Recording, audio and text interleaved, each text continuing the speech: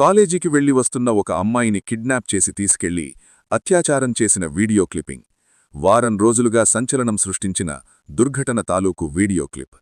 ఆ వీడియో ఎవరు పంపారో చూద్దామనుకునేసరికి ఆ వీడియో డిలీట్ అయింది. అతనిలో భయం మరోసారి రెట్టింపయింది. అప్పుడే కూతురి దగ్గర్నుంచి ఫోన్. వణుకుతోన్న చేతులతో బటన్ ప్రెస్ చేసి హెలో అన్నాడు. ఏమైంది నాన్నా, నీకెలా ఉంది? కూతురి మాటల్లో కంగారు కనిపించింది. నాకా? ఏమైంది?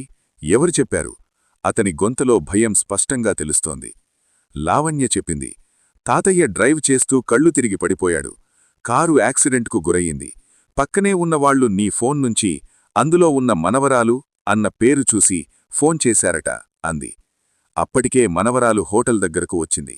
అక్కడ ఎటువంటి యాక్సిడెంట్ కాకపోవడం, తాతయ్య హోటల్ దగ్గర ఉండడంతో కంగుతిన్నది లావణ్య. అతని భయం పెరిగి పెద్దవుతోంది. ఆ రోజు ఆఫీస్